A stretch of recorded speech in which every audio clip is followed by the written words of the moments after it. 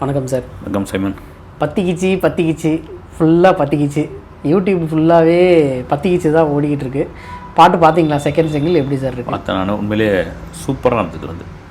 ஒரு என்ன சொல்கிறது, பத்திக்கிச்சு அப்படின்பொழுது எனக்கு இந்த வெத்தி குச்சி இதுதான் ரெண்டு கனெக்ட் ஆச்சு ஏன்னா அந்த பாட்டு அப்படி தான். தீனா படத்தின் பொழுது தீனாவோட ஒரு பெரிய எதிர்பார்ப்பு. தீனாவுடைய லுக்கெல்லாம் அந்த படத்துக்காக மாறிடுது. ஹேர் ஸ்டைலு, அப்புறமா இந்த கொஞ்சம் மீசை. இது ஒரு அப்போ பத்திரிகைலாம் எழுதுவாங்க, ரவுடி கேரக்டர் பண்ணுறாரு அப்படின்பொழுது இது எப்படி அந்த லுக்கு ரவுடி கேரக்டர் எப்படிலாம் செட் ஆகுன்ற மாதிரி இருந்தது. ஆனால் அந்த படம் வந்தோடனே அப்படி ஒரு தெரிக்கிற மாதிரி இருந்தது. அந்த பாட்டு இன்றைக்கி வரைக்கும் பார்த்திங்கன்னா வத்தி குச்சி பற்றிக்காதுடா அப்படின்ற அந்த பாட்டு இன்றைக்கி வரைக்கும் சம்பவம் பண்ணக்கூடிய ஒரு பாட்டு ஈவன் அந்த அளவுக்கு பிரமாதம் பண்ணியிருப்பார்.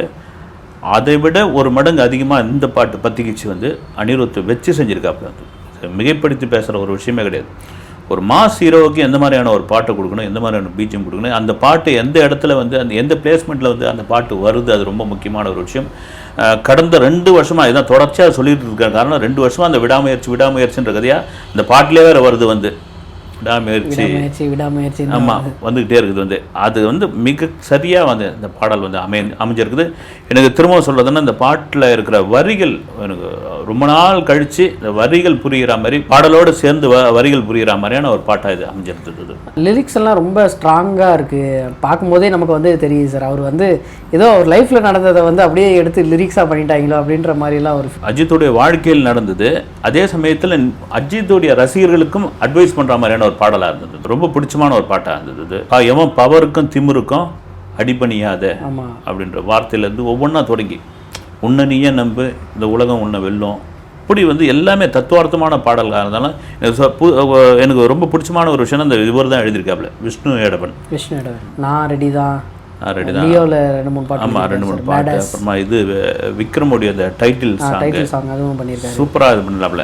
ஒரு என்ன சொல்கிறது, ஒரு பாடலாசிரியரும் எந்த ஹீரோவுக்கு இல்லை எந்த மாஸ் ஹீரோவுக்கு எந்த மாதிரியான விஷயத்தை அந்த பாடலில் கொண்டு வரணும், அந்த கதைக்காக அந்த பாடலோடு எப்படி சேர்ந்து இது பண்ணணும். இதில் முக்கியமாக மகிழ்த்திருமையினுடைய பங்கு நிறைய இருக்குது. அது முக்கியமாக சொல்லியாகணும். நீங்கள் மகிழ்த்திருமையினுடைய படங்களுடைய டைட்டில் எந்த அளவுக்கு தமிழ் டைட்டிலோ, பாடல்களும் அவ்வளோ அருமையாக இருக்கும். நம்ம கூட பேசியிருந்தோம், த்ரிஷாவுடைய கேரக்டர் பேர் கூட கயல் அப்படின்னு சொல்லியிருந்தோம்.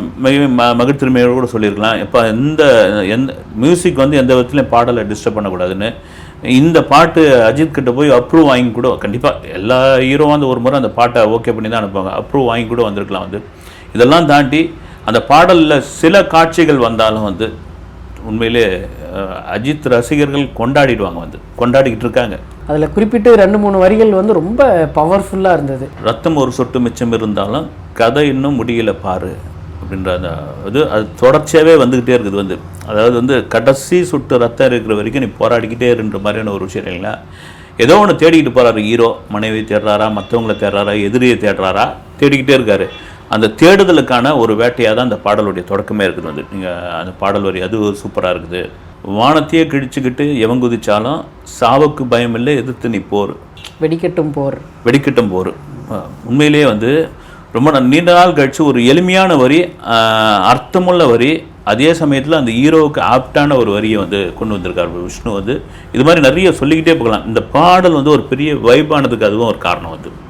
அதோட காட்சி அமைப்பு இதெல்லாம் சேர்ந்து அந்த பிஜிஎம் தொடர்ச்சி அந்த படத்தில் ஆரம்பத்துலேருந்து வர அந்த பிஜிஎம் அந்த அரபிக் டோனில் வர்றது சூப்பராக இருக்குதுங்க. அந்த பிஜிஎம் அது இதை தவிர பார்த்திங்கன்னா ஓம் பிரகாஷுடைய கேமரா, குறிப்பாக நம்ம பாடல் ஒன்றும் இது பண்ணோன்னா, உலகமே உன்னை எதிர்க்கும் போது உன்னை நீ நம்பு போதும் அப்படின்ற ஒரு விஷயம். இது அஜித்துக்கு தான் பொருந்தும். ஒரு கட்டத்தில் உலகமே அஜித்தை எதிர்த்தது உண்மை. என்ன நான் நம்புறேன்ற கதை எந்த விதத்தில் தன்னுடைய அந்த கட்ஸ் இருக்குது இல்லையா, அதை குறைக்காத ஒரு நபர் அஜித். அதுதான் அந்த பாட்டு அவருக்கு ரொம்ப பொருத்தமாக போகிறதுக்கான காரணம் அதுதான். இன்னொன்று நான் தான் சொன்னேன், இந்த பாடலுக்கான காட்சி அமைப்பு இருக்குங்களா. நீங்கள் இந்த படம் ஆரம்பத்துலேருந்து இதனுடைய அப்டேட் விட்டதுலேருந்து பார்த்தீங்கன்னா ஒரு கார் ரேஸ்லேருந்து தான் போய்கிட்டே இருக்குது.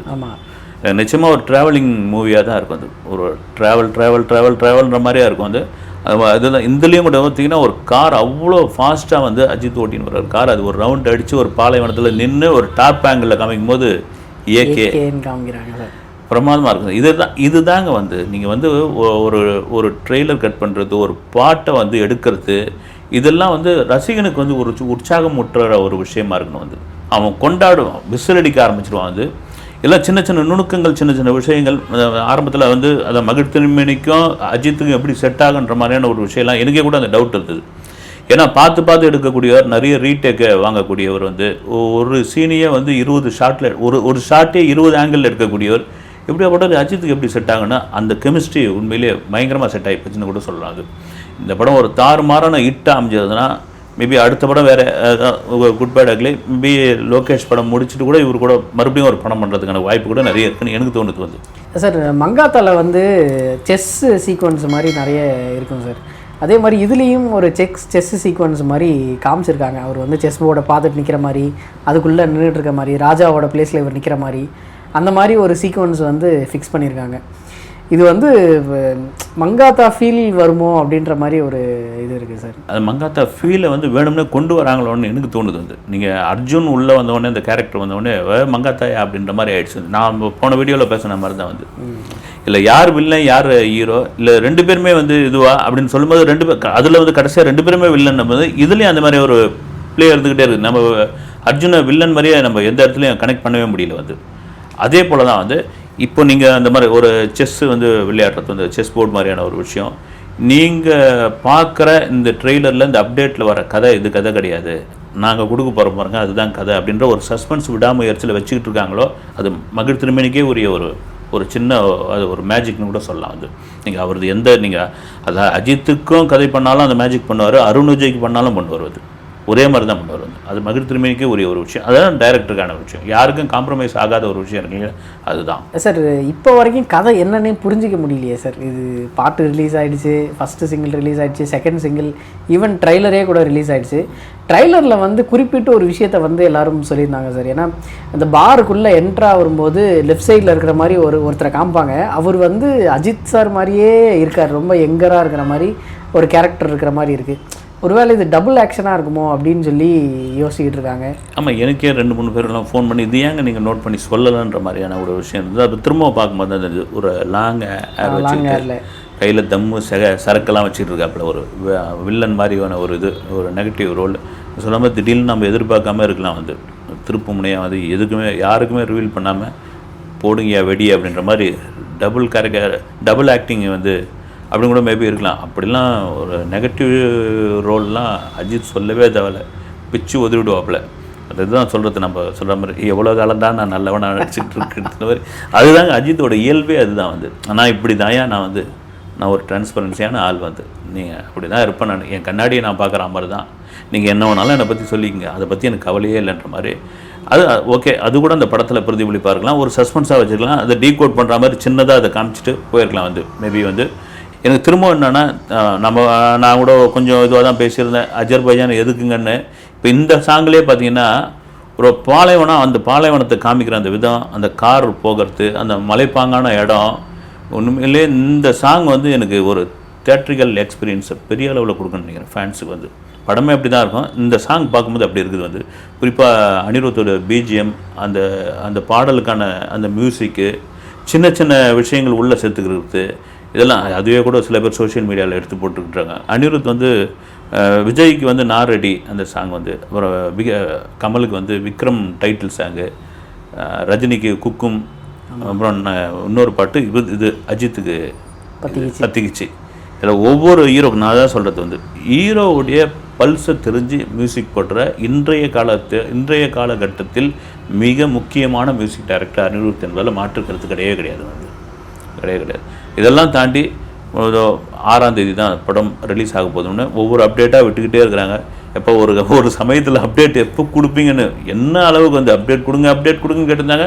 அதெல்லாம் தாண்டி சரி ஓகே படம் இதுவாகிடுச்சு, இந்த பொங்கலுக்கு ரிலீஸ் ஆகலை, உங்களுக்கு ரிலீஸ் ஆகலாம், அதுக்காக ஒன்றும் சோர்ந்து போகலை, ரேஸை வந்து தலை பொங்கலாக கொண்டாடிட்டாங்க, 6ஆம் தேதி கொண்டாடுறதுக்கு ரெடி ஆகிட்டாங்க. இந்த அப்டேட் எனக்கு பார்த்தீங்கன்னா ஃபஸ்ட்டு சிங்கிள் வந்து சவாடிக்கா, அது வேறு லெவலில் இருந்தது. சவாடிக்காவுக்கும் இதுக்கும் சம்மந்தமே இல்லாமல் இருக்குது. இதுதாங்க ஒரு பாடலுக்கான ஒரு விஷயம். இது எனக்கு இந்த பாடல் எனக்கு நிச்சயமாக எனக்கு தெரிஞ்சு பார்த்திங்கன்னா இது ஒரு ஓப்பனிங் சாங்காக வரதுக்கான வாய்ப்பு இல்லை, ஒரு இன்ட்ரோல் பிளாக் சாங்காக தான் வரதுக்கான வாய்ப்பு நிறைய இருக்குன்னு தோணுது. ஏன்னா ஒரு ஹீரோ எப்போவுமே அதுதான் ஃபார்முலா, ஒரு அமைதியாக சாந்தமாக அவர் பாட்டு தனியாக இருக்கிற மாதிரி, ஒரு ஃபேமிலியோடு இருக்கிற மாதிரி அவர் இருந்துகிட்டு இருக்கிற ஒரு ஹீரோவை சீண்டி விட்டிங்கன்னா அவர் என்ன ஆகுவார் அப்படின்போது, என்ன ஆகிறார் அவர், என்ன ஆகிட்ட பிறகு என்ன மாதிரியான விஷயம்னு ஒரு இன்ட்ரோல் பிளாக்ல இந்த சாங்கோட முடியும்னு நான் நினைக்கிறேன். நான் வந்து அப்படி முடிஞ்சதுன்னா அது சூப்பர் ஹிட்டு. நம்மளும் எல்லாரும் எதிர்பார்த்துக்கிட்டு இருக்க மாதிரி நம்மளும் இந்த விடாமுயற்சி இப்போ 6ஆம் தேதி ரிலீஸ் ஆகிற வரைக்கும் எப்படி பொறுமையாக இருக்கிறதுன்னு தெரியல. ஏன்னா கொஞ்சம் ட்ரெய்லரை ஒரு 5 நாளுக்கு முன்னாடியோ ஒரு 8 நாளைக்கு முன்னாடியோ விட்டுருந்தாங்கன்னா கூட பரவாயில்ல. நம்ம ட்ரெய்லரை பார்த்துட்டு நமக்கு வந்து அந்த ஆர்வம் வந்து அதிகமாகிடுச்சு. நிறைய பேர் வந்து இதுக்கு ஹைப் கொடுக்காதீங்க, ஹைப் ஏற்றிட்டிங்கன்னா ஏற்கனவே முன்னாடி ஹைப் ஏற்றின படங்களோட நிலமெல்லாம் நமக்கு தெரியும், அதனால் ஹைப் கொடுக்காதீங்க, நார்மலாக விட்டுருங்க. இது ஹைப் கொடுக்காதீங்கன்னு சொல்லும்போது உங்களுக்கு உள்ளே வந்து சரக்கு இல்லாமல் ஹைப் கொடுத்தா ரைட்டு, நமக்கு தான் தெரியுதில்ல பார்க்கும்போதே வந்து இது. அதனால் ஒன்றும் தப்பு இல்லை, ஓவர் ஹைப் ஒன்றும் கொடுக்கலையே. இப்போ பட நிறுவனமோ அஜித் சம்மந்தப்பட்டவர்களோ மகிழ்த்திருமையோ மேனியோ யாராவது வந்து ஏன்னா ஹைப் கொடுத்தவங்க யாரும் நம்மள மாதிரி யூடியூபர்ஸோ அல்லது வந்து சோஷியல் மீடியாவில் இருக்கிறவங்களும் கிடையாது. வந்து படம் சம்மந்தப்பட்டவர்களே கொடுத்த ஹைப் தான் வந்து ஆச்சா போச்சா அது வந்து பூனை புலி ஆகிடும், புலி வந்து இதுவாகிடும், யானை ஆகிடும், அப்புறம் டைனோசர் ஆகிடும் அப்படின்னு சொல்லி அங்கே போய் பசுப்பு இதில் பார்த்தோன்னு இப்போ இதுவாகிடுச்சு. இது வந்து ஒரு ஹீரோ, மாஸ் ஹீரோ, ஒரு 2 வருஷத்துக்கு அப்புறம் அந்த படம் வருது. அந்த படம் வந்து வருமா வராதா, டிலே ஆகுமா, இன்னும் தள்ளி போகுமா, அதுக்கு முன்னாடி படம் வந்து குட் பை டக்லி வந்துருமா, இப்படியா இருக்கும் பொழுது இவ்வளோ வருஷத்துக்கு அப்புறம் ஒரு 2 வருஷத்துக்கு அப்புறம் ஒரு படம் வருது. இங்கே பாருங்கள், துணிவுக்கு பிறகு இப்படி ஒரு படம் இங்கே வந்திருக்கு அப்படின்பொழுது அது ஆட்டோமேட்டிக்காக அந்த ஹைப் ஏறுது. வந்து இங்கே யாரும் ஹைப் கொடுக்கல. அதே சமயத்து சொல்கிறது ரைட் தான், ஏன்னா எதிர்பார்ப்பை ரொம்ப கூட்டிடாதீங்க அப்படின்னு. ஆனால் என்னதான் இருந்தாலும் அஜித் ரசிகர்கள் கொண்டாடி தருவாங்க. இந்த படம் எனக்கு தெரிஞ்சு பார்த்தீங்கன்னா ஃபேமிலி ஆடியன்ஸுக்கு ஒரு கனெக்ட் ஆகக்கூடிய ஒரு படமாக இருக்குன்னு நினைக்கிறேன். அது காரணம் இயக்குனர் மகிழ்த்திருமேனி தான். சார், இப்போ ரிலீஸ் ஆகிற படங்கள் எல்லாமே ஒரு பட்ஜெட்டு இல்லைன்னா ஒரு கலெக்ஷனை வச்சு தான் அந்த படம் நல்ல படமா இல்லை சரியில்லாத படமான்னு சொல்லி முடிவு பண்ணுற மாதிரி ஒரு நிலைமைக்கு வந்து எல்லோரும் தள்ளிட்டாங்க. ஏன்னா எல்லாருமே படம் ரிலீஸ் ஆன 2வது நாள் 3வது நாள் வந்து ஃபஸ்ட்டு டே கலெக்ஷன் இவ்வளோ, செகண்ட் டே கலெக்ஷன் இவ்வளோ, எங்கள் தலைவர் இவ்வளோ கலெக்ட் பண்ணிட்டாரு, உங்களால் கலெக்ட் பண்ணவே இல்லை அப்படின்னு சொல்லி நிறைய அந்த நம்பர்ஸை தான் பெருசாக பேசுகிறாங்க. படம் ரிலேட்டடாக யாருமே பெருசாக பேச மாட்டேங்கிறாங்க. இதுதான் அந்த வடை சுடுறது. ஆமாம், வடை சுடுறதுன்றாங்க. அது எனக்குன்னு தெரியல, அதனால் என்ன பிரயோஜனம் ஒன்றுமே தெரியல. இன்றைக்கி ரொம்ப ஈஸியான ஒரு விஷயம் ஆயிடுச்சு.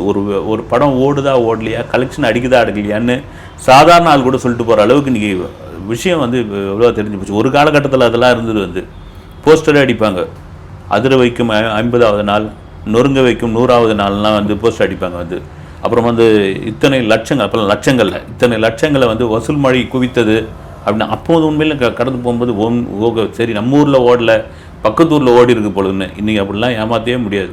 இன்றைக்கி சோஷியல் மீடியா, அதுமாதிரி புக் மை ஷோ, ticketnew.com அதெல்லாம் தட்டி பார்க்குறான். ஏதோ தான் பச்சை லைட் ஏறுதில் ஒன்றுமே இல்லைன்றான். அது எது ஃபுல்லாக இருக்குது இந்த படம் ஓகேன்றாங்க. அது ஈஸியாகி போச்சு. எதுக்கு இந்த தேவையில்லாத பில்டப் வந்ததில்லை, அதுக்கு ஒரு காரணமாக சொல்லுவாங்க. இந்த ஹீரோவுக்கான ஹைப் இருக்குல்ல, இந்த சம்பளம் இதெல்லாம் தக்க வச்சுக்கணுமா, இதெல்லாம் வேணும்னு.